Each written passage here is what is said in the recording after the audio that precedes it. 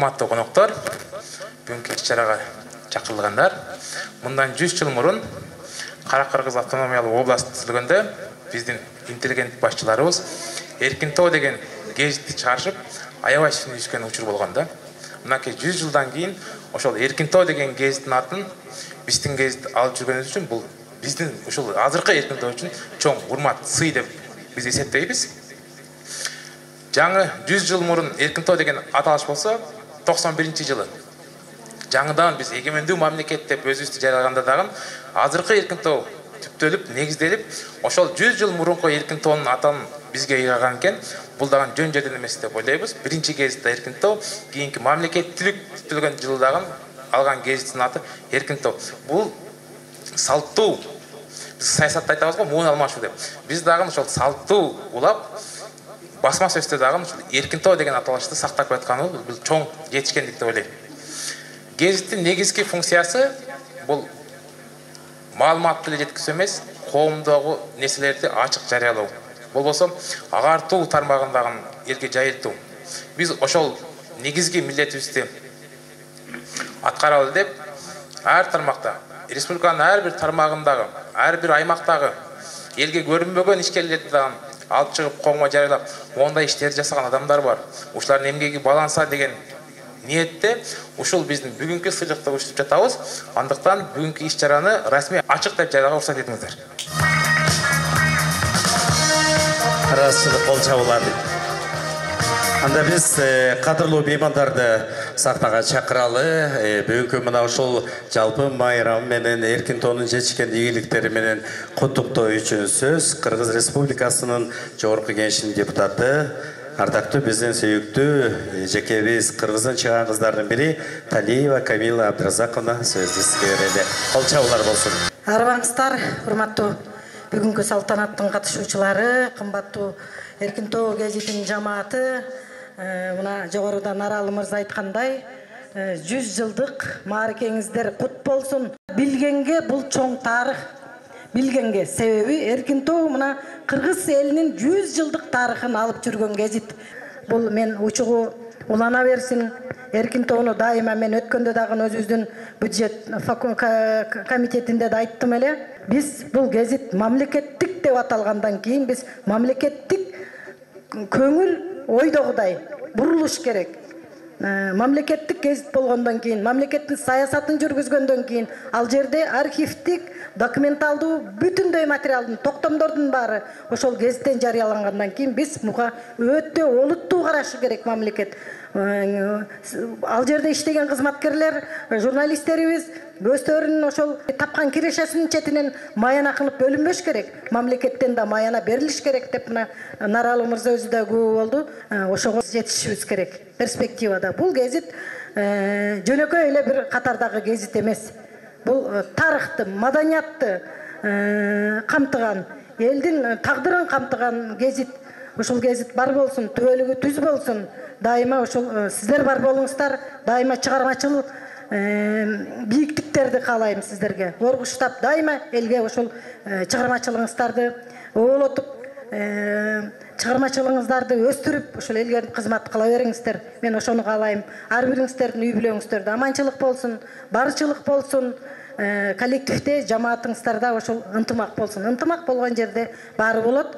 Барыңыздар, сиздер Кыргыз элинин сыймыгысыздар. Эркинтоо Кыргыз элинин сыймыгы. Бар болуңуздар. Рахмат. Камила Абдразаковна, расчылык кол чаап колдоп коелу. Жакшы сөзүңүз үчүн. Эркинтоо Кыргыз Республикасынын мамлекеттик расмий гезити кыргыз спортун өнүктүрүүгө жана дүйнөлүк аренада таанытууга кошкон жигердүү салымы үчүн Кыргыз Республикасынын күрөш федерациясынын экс-президенти, күрөш боюнча ардагерлер арасында дүйнө чемпиону, милициянын генерал-майору Турганбаев Мелис Токтомамбетович эл сыймыгы сыйлыгы менен сыйланат. Кол чаап колдоп коелу. Баткен облусунун Кызыл Кыя шаарынын мэри Маткалыков Асылбек Жоробаевич эл сыймыгы сыйлыгы менен сыйланат.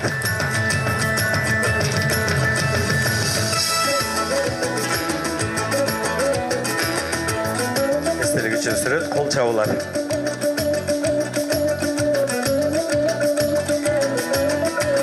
Кыргыз Кыргыз Республикасы Юстиция министрлигине караштуу жазаларды аткаруу кызматынан ардагерлер кеңешинин төрагасы Нишанбаев Алибай мыкты инсан сыйлыгы менен сыйланат.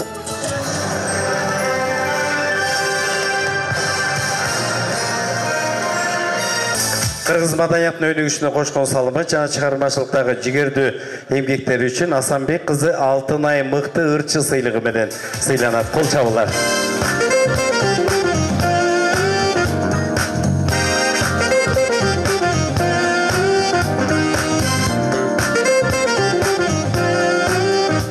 Бир болчу келген кече биз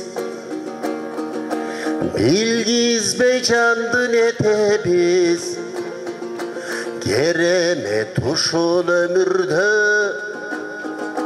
Gezdeşbey gantip getebiz Ay bir tanış boydun ne köbüz Bilişbey gantip ötöbüz Göz tanış boydun ne köbüz Ey görüşpey gantip ötöbüz Sen gelgen geçe şan bolup Sezimgen atkan tan bolup Jürökö berdin çılulup 100 yılda gelçi can bolup Ay bir tanış boydun ne köbüz Bilişpey gantip ötöbüz Göz tanış boydun ne köbüz İyi görüşpey gantip ötöbüz Özünden surayın jarığım Öçürbe ümit jarığım Güyse bir güysün örtönüp Kütüge jetpeyt savırım Ay bir tanış boydun ne köbüz Bilişpey gantip ötöbüz Göz tanış boydun ne köbüz İyi görüşpey gantip ötöbüz Кыргыз маданиятынын өнүгүшүнө кошкон салымы жана чыгармачылыктагы жигердүү эмгектери үчүн Кыргыз Республикасынын элчиси Бейшекеев Сыймык Токтогулович эл сыймыгы сыйлыгы менен сыйланат. Аты дагы сыймык, сыйлыгы дагы эл сыймыгы. Түрсойдун атайын сыйлыгы төш белгиси менен Калипа Салиева сыйланат экен. Кол чабуулар. Ел достугу атайын мынакей төш белгиси бар экен. Кол чаап колдоп коелу.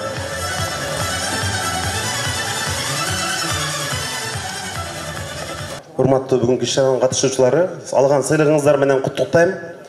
Мен жанатан бери эркин тоону барактап отуруп, ар кайсы тармактан, курулуш болобу, саламаттык сактоо болобу, жергиликтүү өзүн өзү башкаруу болобу, бардык тармактан алыптыр. Наралы мырза жаш жетекчи ушул киши келгенден бери эркин тоодо дагы көп багытта жылыштарды байкап жүрөбүз.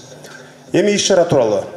Урматтуу бүгүнкү иш-чаранын катышуучулары, мындан туура 100 жыл мурун ошол эле биздин саясий элита Иченалы Арабаев, Касым Тыныстанов, Жусуп Абдрахманов, Баял Исакеев ошол бир 30 жаштын тегерегиндеги жигиттер болгон. Ушу Кыргызстан деген өзүнчө бир мамлекет болсок, улут болсок экен, өзүбүздүн гербибиз, өзүбүздүн туубуз, өзүбүздүн гимнибиз болгон бир эгемендүү мамлекет болсок деп кыялданышкан. Ошонун бардыгы мына 37-38 жылдарга жетпей, бири калбай атылган. Бирок алар атылганда дагы ошо биз баары бир Кыргызстан деген өлкөбүз болуш керек, өзүбүзчө бир түтүн болатышыбыз керек деп баштарын мындай канжыгага байлап чыккан да. Ошонун бардыгы мына кийин мына 100дөн ашууну мына Атабейт деп билесиңер, азыр ал жакта дайыма мындай эскерүү иш-чаралар болуп турат. Мына ошол иш-чара, ошол аталарыбыз ушундай өзүбүздүн бир гезитибиз болсо, тилибиз болсо деп кыялданышкан. Мына ошол күндөр ишке ашып атат, ошон үчүн сиздердей ишкерлер, ар кайсы багытта адамдар мыктылар чыгып атат. Мен азыр эле бир чоң жыйын өткөрүп келатам. 89-жылдагы жыйынды көрдүм эртең менен. Бүгүн жумушка эртең менен келип, Абсамат Масалиев, Абдаган Эркебаев, Шеримкулов, Медетхан агайлар, Түгөлбай Сыдыкбеков, эл жазуучусу, эл баатыры жыйын кылып атышат. Ушул кыргыз тилин, мамлекеттик тил мыйзамын кабыл алган күн. Ушул күндөр болгондо, мына 35 жыл мурун. Биз айтып аткан азыркы бул 100 жыл мурунку иштер. Кара Кыргыз автономия облусу. Азыр эми мамлекеттик тил мыйзамын кабыл алып сүйүнүп, демеле. Ол чап трибунадан сүйлөп, ошол убактагы биздин легендарлуу парламенттин депутаттары мамлекеттик тил мыйзамын кабыл алып, ушундай болуп, мына тарых келет да. Ошондуктан сиздерге ийгилик каалайм. Анан атты койгонда карабайсыңарбы? Эркин тоо деп. Ол сүрөт аябай таасирдүү. Эркин Кыргызстан баары бир кошуна өлкөлөргө караганда, башкаларга караганда салыштырмалуу экономикабыз же болбосо бир аз турмушубуз көп жылдан бери бир аз жакыр болгон менен Кыргызстанда баары бир мындай эркиндиктин абасы бар. Салыштырмалуу бизде жанагындай эркин тоолуктарыбыз биз. Ошон үчүн ушул эркин тоо деген эми олуттуу гезит да. Ошондуктан чакыргандар менен дароо барабыз дедик. Мына Камила Абдуразаковна көзү эришип келип калдык. Майрамдар майрамга улансын. Быйыл абдан даталуу күндөр болуп атат. Биз ушу тарыхыбызды унутпай, баскан жолубузду унутпай, бирок мындан ары дүйнөлүк чакырыктарга туруштук берип, алдыга карап жыла беришибиз керек деп ойлойм. Баарыңыздардын ишиңиздерге ийгилик, мына региондон келгендер, салам айтып баргыла, сыйлыгыңар кут болсун. Эми бул жөнөкөй сыйлык эмес, мен азыр эле айтып өттүм, мына 100 жылдык тарыхы бар, салмактуу мындай расмий гезит. Ошондуктан сиздер сыйлыкта татыктуусуздар деп ойлойм. Ишиңиздерге ийгилик.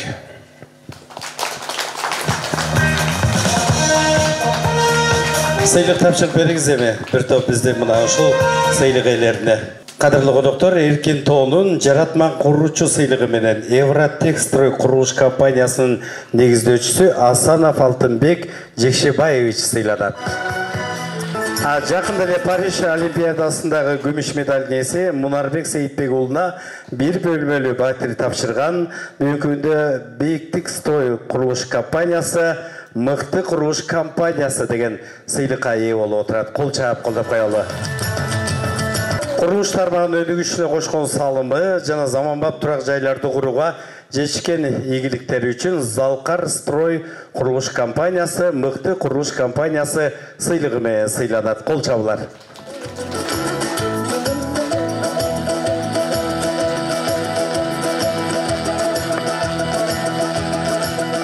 Өлкөдө курулуш тармагынын өнүгүшүнө кошкон салымы жана заманбап турак жайларды курууга жетишкен жигердүү эмгектери үчүн Жибек Сити курулуш компаниясы мыкты курулуш компаниясы сыйлыгы менен сыйланат. Кол чаап колдоп коелу.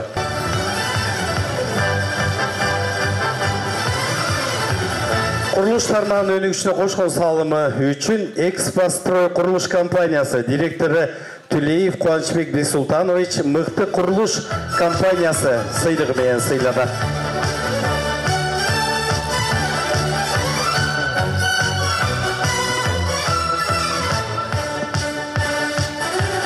Ошондой эле саламаттык сактоо тармагынын өнүгүшүнө кошкон салымы жана бейтаптарды заманбап тейлөө менен камсыз кылууга жетишкен жигердүү эмгектери үчүн Плаза Клиник медициналык борборунун башкы директору Шакирова Гүлнара мыкты медициналык борбор сыйлыгы менен сыйланат.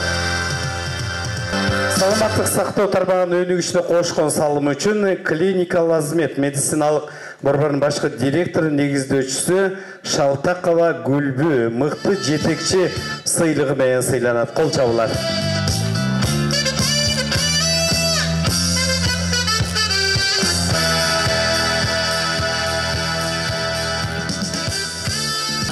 Дордой автоалмек сервис медициналык борборунун башкы директору негиздөөчүсү Ишмамбетов Азизбек Ишмамбетович мыкты жетекчи сыйлыгы менен сыйланат.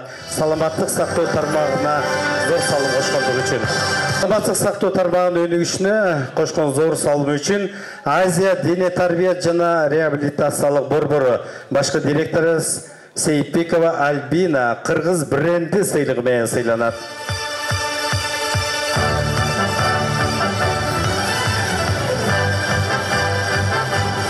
Өлкөнүн экономикасынын өнүгүшүнө кошкон салымы калкты сапаттуу нан азыгы менен камсыз кылууга жетишкен жигердүү эмгеги үчүн Нандан ишканасын негиздөөчүсү, башкы директору Керимбаева Асель Алымбаевна Кыргыз бренди сыйлыгы менен сыйланат.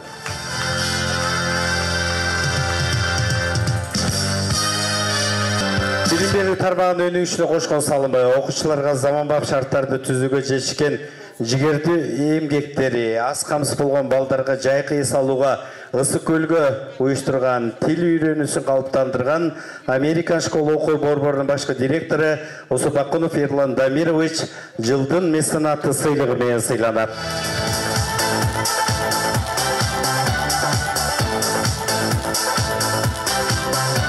Кыргыз маданиятынын өнүгүшүнө кошкон салымы чыгармачылыктагы эмгеги үчүн Кыргыз Республикасынын эмгек сиңирген ачысы Найманбаев Тилек Дүйшеевич эл сыймыгы сыйлыгы менен сыйланат. Море вернула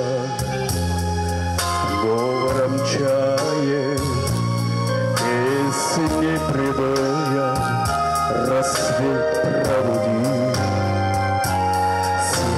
Как друга море встречаем, сердце как песня летит из груди.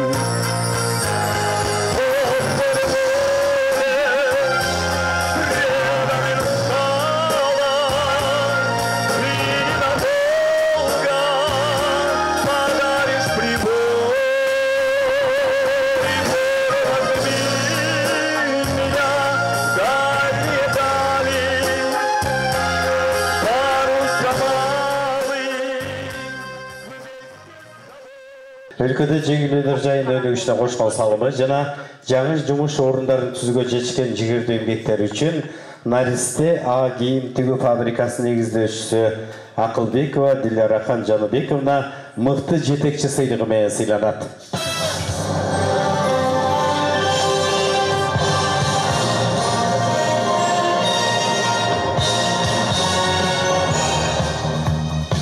Жеңил өнөр жайынын өнүгүшүнө кошкон салымы жаңы жумуш орундарын түзүүгө жетишкен жигердүү эмгектери үчүн Basico Style кийим тигүү фабрикасынын негиздөөчүсү башкы директору Самиева Базаркүл мыкты жетекчи сыйлыгы менен сыйланат.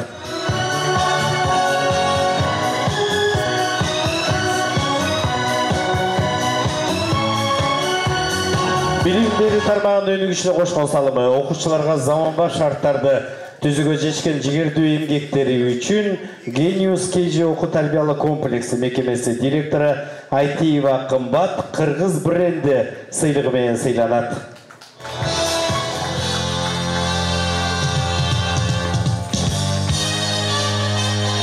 Билим берүү тармагынын өнүгүшүнө кошкон салымы окуучуларга заманбап шарттарды түзүүгө жетишкен жигердүү эмгектери үчүн Бишкек шаарындагы Алтын Данек билим берүү комплекси жана ошол эле директору Черикчиева Сайракүл Максутовна Кыргыз бренди сыйлыгы менен сыйланат. Кол чабуулар.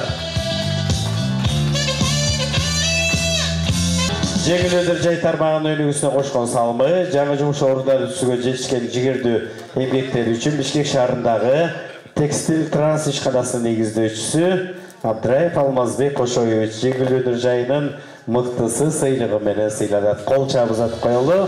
Кана сыйлык алгандарга бүркүтө кол чабалы. Аймактын социалдык экономикалык жактан өнүгүүсүнө кошкон салымы жетекчилик жигердүү эмгектери үчүн Бакаята району Күмүштак айыл аймагынын башчысы Надырбаев Замирбек мыкты айыл өкмөтү сыйлыгы менен сыйланат. Кол чабуулар. Чүй району Чүй айыл аймагынын башчысы Медетов Калыс Самудинович эл сыймыгы сыйлыгы менен сыйланат. Аймакты социалдык экономикалык жактан өнүгүүсүнө кошкон салым үчүн кол чаап колдоп коелу. Медетов Калыс Самудинович. Аламедин районунун Байтык айыл өкмөтүнүн жооптуу катчысы Жусупкелдиева Бактыгүл эл сыймыгы сыйлыгы менен сыйланат.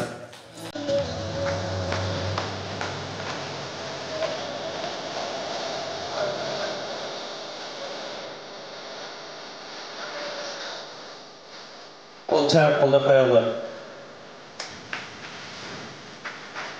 Bilim berүү tarmağının önügüşüne koşkon salımı, жаш мундарга татыктуу тарбия берүүдө жигердүү эмгектери үчүн Кыргыз Республикасынын эмгек сіңірген мұғалиме, Кыргыз Республикасынын билим берүүсүнүн атилиштиги Чыныбаева Маша Мадамбековна эл сыймыгы сыйлыгы менен сыйланат.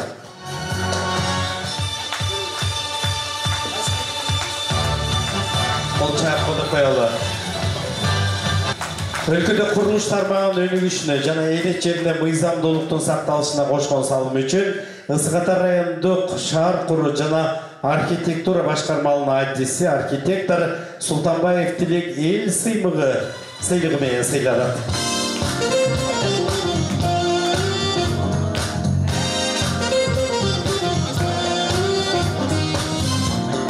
Курулуш тармагынын өнүгүшүнө кошкон салымы үчүн жана жетекчилик жигердүү эмгектери үчүн Тоң райондогу Трансстрой сервис жоопкерчилиги чектелген комуна башкы директору Маматбеков Тынчтыкбек Акылбекович эл сыймыгы сыйлыгы менен сыйланат. Кол чаап колдоп коелу.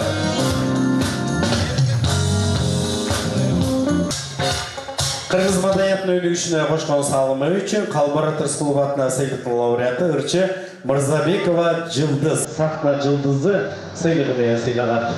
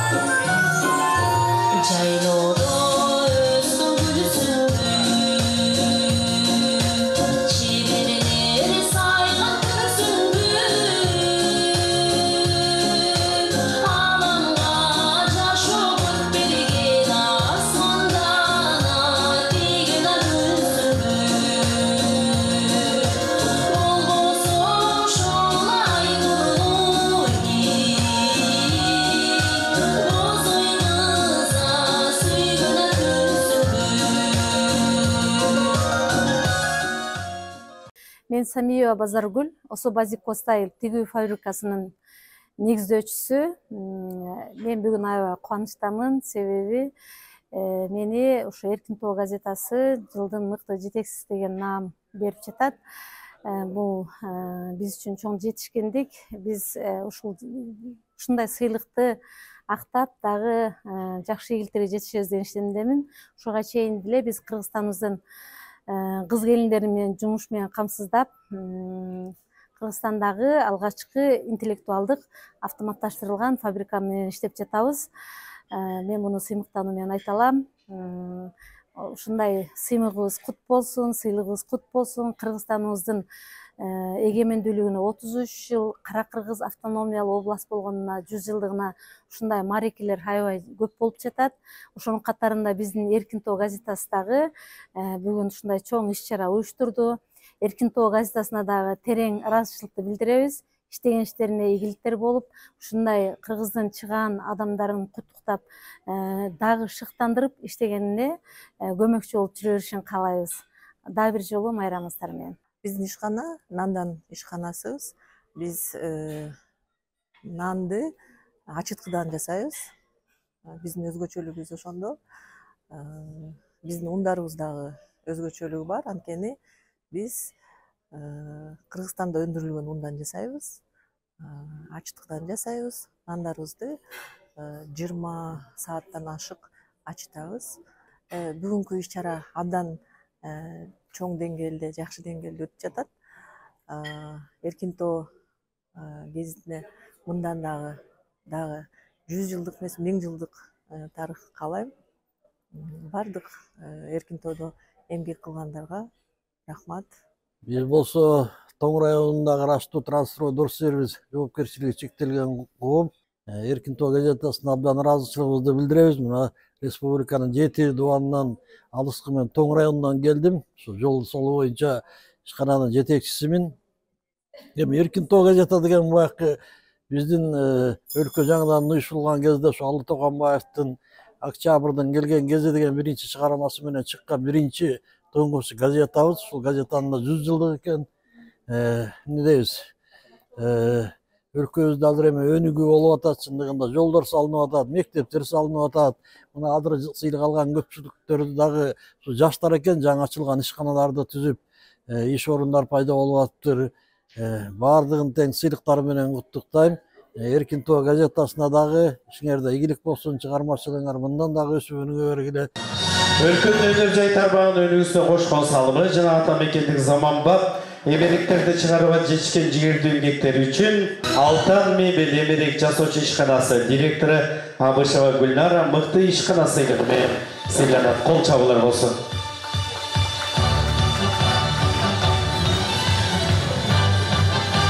Жетиөз району Кызыл Суу айылындагы Ленин атындагы орто мектебинин директору Тагайбаев Нурлан Асанкадырович мыкты жетекчи сыйлыгы менен сыйланат.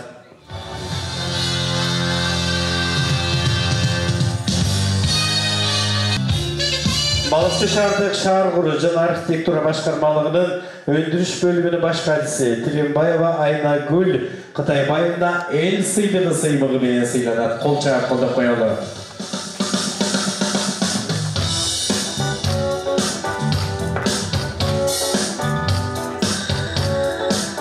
Кан шаардык мэриясынын каржы экономикалык өнүктүрүү бөлүмүнүн башчысы Узбекова Анипа Кубанычбековна мыкты финансист сыйлыгы менен сыйланат. Кол чаап колдоп коелу.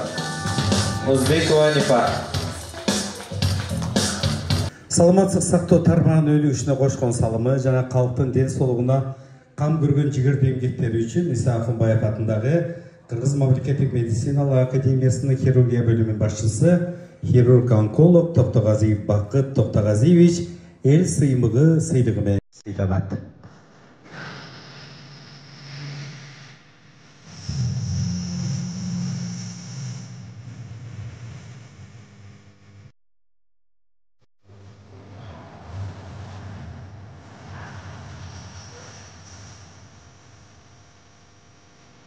Заманбап шарттарды түзүүгө жетишкен жигердүү эмгектери үчүн мындан спорт мисалы борбору башкы директору Айтиев Темирлан Кыргыз бренди сыйлыгы менен сыйланат. Кол чабуулар.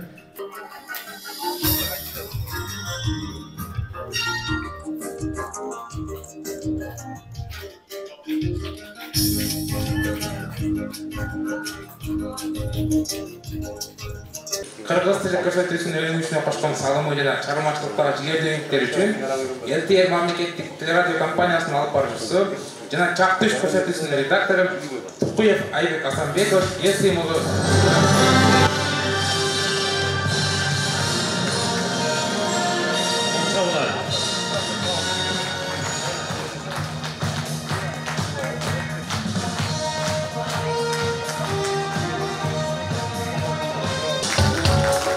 Кымбаттуу Эркин тоо газетасынын жамааты, сиздерге чоң рахмат. Ушул жерде ушул 100 жылдыкты белгилеп жана 33 жылдыкты белгилеп атасыздар. Ошонго ушу 100 жыл ичинде болбосо да биз береректен салым кошуп атабыз могу жерде отургандар. Мындайынан караганда жоң кишилерди чакырган жоксуздар. Баары эмгеги сиңген, эмгеги өткөн Кыргызстанга ошол 100 жылдык мааракесиге туура келген коноктор чакырасыз. Баарыңардын сыйлыгыңыздар кут болсун. Баарыңарга чоң рахмат. Саламатсыздарбы, урматтуу бүгүнкү сыйлык алган коллегалар, тесттештер. Бүгін мына өзгөчө күн, ушул сиздердин алган сыйлыгыңыздарды, жасаган эмгегиңиздерди баалап биздин Эркин Тоо гезитибиз ушундай белектер берип отурат. Жалпыңыздардын ишиңиздерде ийгилик, аманчылык, эмгек жааматка сиздерде чыгармачылык, бүгүнкү алган сыйлык ээлеринин мамлекеттик сыйлыктарды алганга бүгүндөй насип кылган болсун. Дайым жакшылыктарда, ийгиликтерден көрүшкөнгө жараткан өзү насип кылган болсун. Бар болуңуздар, аман болуңуздар. Рахмат, дагы жолу сыйлыгыңыздар болсун, ырайчылык билдиребиз. Мынакей сиздердин ар бириңиздерди мына сүрөтүңүздөр менен Эркин Тоо жыл мыктыларын тандап, атайын мынакей санына чыгарылыш кылды. Бул гезиттерди да калдыңыздар, сөзсүз түрдө Эркин Тоону окуганды унутпаңыздар, жазылыңыздар деп айтып кетебиз. Дагы жолу сыйлыгыңыздар болсун, жашасын Эркин Тоо. Эркин Тоонун бүгүнкү майрамы менен дагы жолу дүркүрөтө кол чаап колдоп коелу. Барыңыздар. Мен Скөл областынын Жетегиз районунун Кызыл Суу айылынан келип отурам. Ошо Кызыл Суу айылынын Владимир Ильич Ленин атындагы атайын билим берүү орто мектебинин директору болуп иштейм, кызматтанам. Эми бүгүн жакшы самалык болуп атат. Мынакей биздин Кара Кыргыз автономиялык областынын түзүлгөндүгүнүн 100 жылдыгынын алкагында мынакей Эркин Тоо газетасынын дагы түзүлгөнүнүн 100 жылдык юбилейин белгилеп отурабыз жалпы элибиз. Эми Эркин Тоо газетасы дегенде кенен бай тарыхы бар газеталардын бири, расмий газеталардын, мамлекеттик газеталардын бири деп айтып кетсек болот. Себеби түзүлгөнү ошо 24-жылы Эркин Тоо газета болуп өзүнүн аталышынан эле баамдасак болот. Ошо биз тоонун арасында жашаган эл болгондуктан Эркин Тоо деп аталган биринчи. Көп жылдан бери кызмат өтөп келип, бирок ар кандай аттар менен өзгөрүп кеткен. Кыргыз туус болгон, Кызыл Кыргызстан аталып кеткен. Бирок эгемендүүлүктү алгандан кийинки тарыхында кайрадан жанданып Эркин Тоо аталып, ошондон бери өзүнүн кызматын аткарып келатат элдин астында. Эркин Тоо газета бул биз эмес эле ата энелерибиздин баары окуп чыккан илгери эми билесиз да, Инстаграм жок кезде газетаны аябай окучубуз. Азыр убакыт өзгөрүп газетаны көп деле каралбаган, но ата энем аябай сыймыктанып, чоң апам, чоң аталарым окуган газеталардын бири. Мен ошон үчүн аябай кубанып эметтим. Ушул сыйлыгыңыздарга рахмат.